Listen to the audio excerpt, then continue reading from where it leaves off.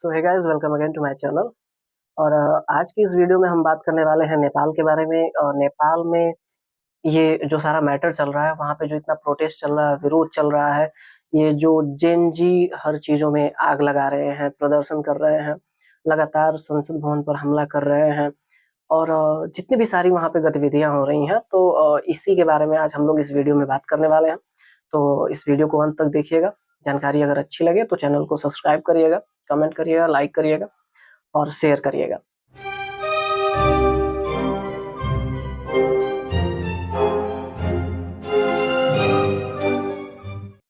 तो जैसा कि हम बताते चलें कि पिछले कुछ दिनों से नेपाल में भयंकर प्रदर्शन चल रहा है, जोरदार प्रोटेस्ट चल रहा है।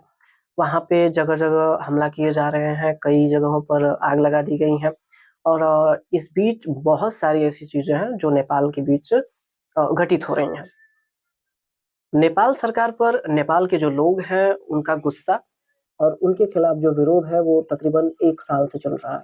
और ये जो गुस्सा है, वो कई सारी वजहों के इसके कई सारी वजहें हैं। जैसे कि बेरोज़गारी वहाँ पे अहम मुद्दा रही है, जिससे जो जेन ज़ी युवा हैं, जेन ज़ी मतलब 1997 से 2012 के बीच जो बच्चे पैदा हुए हैं या जो लोग पैदा हुए हैं, उन्हें जेन ज़ी कहा जाता है। तो ऐसे जेन ज़ी या जो युवा बच्चे हैं, बढ़ती बेरोज़गारी को लेकर के वहाँ पर कई सालों से और पिछले कई सालों से वो लोग विरोध कर रहे हैं। इसके खिलाफ वो प्रदर्शन कर रहे हैं, लेकिन उनके इस प्रदर्शन पर किसी भी प्रकार का ध्यान नहीं दिया गया है।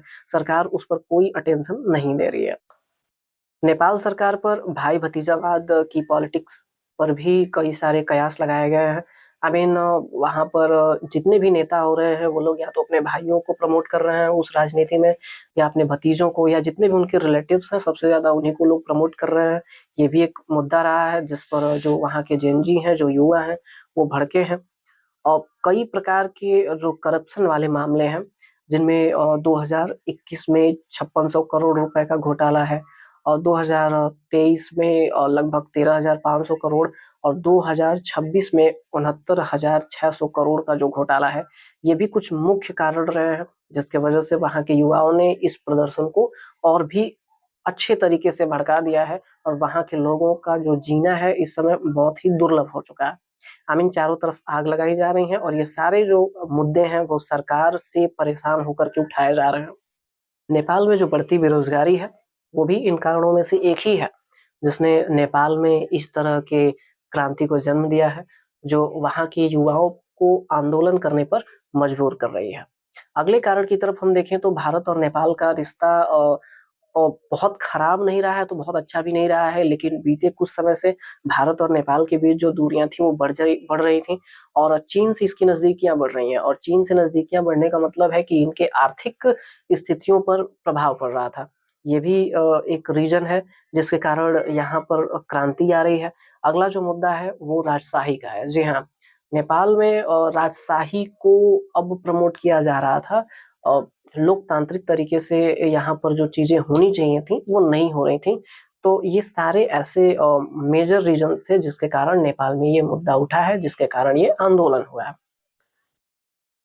नेपाल में ये सारे मुद्दे, ये सारे आंदोलन अभी तक शांतिप्रिय तरीके से चल रहे थे। मतलब जहाँ पर आंदोलन हो रहे थे, वहाँ पर किसी प्रकार के घटना का, किसी की मृत्यु का या किसी के घायल होने के कोई समाचार नहीं आ रहे थे। लोग शांतिप्रिय तरीके से अपने आंदोलन कर रहे थे, विरोध कर रहे थे। ज़्यादातर ये जो विरोध थे, ये जो आंदोलन थे, वो सोशल मीडिया के माध्यम से हो रहे थे। लेकिन पिछले कुछ सप्ताह पहले जब नेपाल सरकार ने इन सोशल मीडिया ऐप्स पर बैन लगा दिया, तो उसके बाद ये जो मुद्दा था, उसने गंभीर रूप ले लिया और वहाँ के लोगों ने भयंकर रूप से इसे एक प्रोटेस्ट या विरोध का रूप दे दिया। समय-समय पर जो वहाँ नेपाल की ओली सरकार रही है, उस पर घोटालों का और कई प्रकार के भ्रष्टाचार का आरोप भी लगा हुआ है।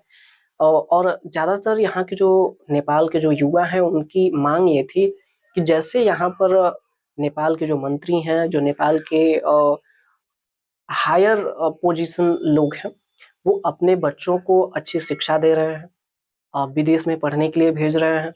उनके लिए जो भी सुविधाएँ होनी चाहिए, वो उन्हें मुहैया करवा रहे हैं। जबकि जो नेपाल के लोग हैं, उन्हें ना तो पर्याप्त अवसर मिल रहे हैं, न तो बेरोजगारी से निपटने के लिए कोई चीज़ उन्हें बताई जा रही है, न तो उनके लिए अवसर दिए जा रहे हैं। ये सारे जो मुद्दे थे, उन्होंने इन युवाओं को सरकार के खिलाफ भड़काने में विशेष योगदान दिया है। जहाँ पर नेपाली सरकारों के जो बच्चे थे, वो महँगी कारों में घूम रहे हैं, विदेशों में छुट्टियाँ मना रहे हैं और अपने महँगे लग्ज़री फ़ोन, बैग्स, इन सारी चीज़ों का प्रदर्शन कर रहे हैं। ये कहीं न कहीं ये भी one of the major reasons कि यहाँ के युवाओं ने इसको इस तरह से पर्सनली लिया है। इस प्रदर्शन के चलते 22 से अधिक प्रदर्शनकारियों की अब तक जान जा चुकी है और 400 लोग घायल हो चुके हैं। नेपाल सरकार की जेलों से तकरीबन 13,500 कैदी भी भाग चुके हैं। हालाँकि उसमें से कुछ कैदियों को वापस पकड़ा जा चुका है, लेकिन 12,500 कैदी अभी भी फरार हैं, जो कि वहाँ की सरकार के लिए एक बहुत ही बड़ा खतरा है, क्योंकि ये अपराधी किसी भी स्तर के हो सकते हैं और अगर इन्हें दोबारा पकड़ना पड़े तो इनके लिए काफ़ी मुसीबत हो सकती है। नेपाल के इन प्रदर्शनकारियों ने वहाँ के वित्त मंत्री विष्णु पौडेल को घर से निकाला, उन्हें सड़कों पर दौड़ा-दौड़ा कर पीटा, यहाँ तक कि जो पूर्व प्रधानमंत्री झालानाथ खनल थे, उन्होंने उनके घर में आग लगा दी, जिससे उनकी पत्नी की मृत्यु हो गई। हालाँकि इस समय नेपाल में बालेन शाह नाम के जो एक युवा नेता हैं वो सामने आ रहे हैं, जिन्हें हो सकता है कि नेपाल के नए नेता के रूप में उन्हें कमान मिल जाए। लेकिन फ़िलहाल नेपाल में अभी आर्मी, वहाँ की जो आर्मी है, उसने कमान सँभाली हुई है। नेपाल में जगह-जगह पर कर्फ्यू लगा दिए गए हैं। लेकिन सीधा-सा रीज़न है कि जो नेपाल के लोग थे, वो नेपाल में शांति चाहते थे। नेपाल में बेरोज़गारी के अलावा की जगह पे उन्हें अवसर चाहिए था। वो अपने देश में विकास चाहते थे, लेकिन ऐसे जब वो इतना प्रदर्शन कर रहे हैं, प्रदर्शन के साथ-साथ वो जो आग लगा रहे हैं, हर चीज़ों में वो जो झगड़ा कर रहे हैं, जगह-जगह पर लोग घायल हो रहे हैं, मर रहे हैं, तो ये नेपाल के लिए उचित नहीं है या किसी भी कंट्री के लिए उचित नहीं है। ख़ास करके जब आप अपने कंट्री के डेवलपमेंट के लिए लड़ रहे हों, आप अपनी कंट्री के वेलफेयर के लिए लड़ रहे हों, आप अपने फ्यूचर के लिए लड़ रहे हों।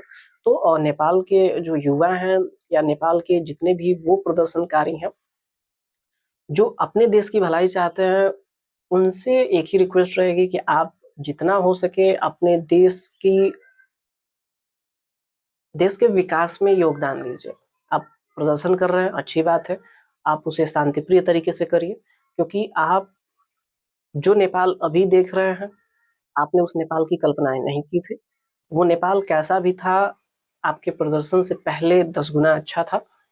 तो आप प्रदर्शन करिए, आप लोगों के खिलाफ अपनी आवाज़ उठाइए, लेकिन अपनी ही चीज़ों में आप आग मत लगाइए। आप अपनी ही चीज़ों को ऐसे नुकसान मत पहुँचाइए, क्योंकि नेपाल एक शांतिप्रिय जगह है, वहाँ पर टूरिस्ट जाते हैं, वहाँ पर इन्वेस्टर्स जाते हैं और अगर ये लोग आज आपकी स्थिति ये देखेंगे, वो वहाँ पे इन्वेस्ट करने से डरेंगे, वो वहाँ पे टूरिज़्म को बढ़ाने से डरेंगे, आपके यहाँ टेररिज़्म बढ़ेगा और आपके यहाँ अतिक्रमण बढ़ेगा, जिससे आप ही का नुकसान होगा, वहाँ पे भुखमरी बढ़ेगी और जो भी नुकसान होंगे वो नेपाल के जो आज के युवा आज ये प्रदर्शन कर रहे हैं, उन्हीं वही उसके भुक्तभोगी होंगे। हालाँकि कई ऐसे नेपाली प्रदर्शनकारी तकरीबन 67 लोग ऐसे भी थे, जो भारत में घुसना चाहते थे, लेकिन एसएसबी द्वारा उन्हें पकड़ा गया है। इनमें एक महिला भी थी इन 67 प्रदर्शनकारियों में।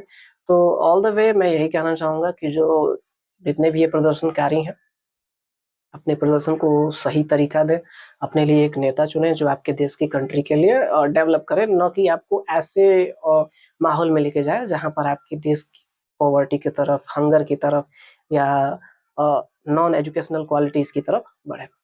सो अगर आपको ये जानकारी पसंद आई हो, हमारे चैनल को लाइक करें, कमेंट करें, सब्सक्राइब करें और ऐसे ही शेयर करते रहिए और जो लोग भी हमारे वीडियोज़ को शेयर कर रहे हैं, उनके लिए बहुत ही thank you very much and we will continue to talk about like this matter. So thank you very much.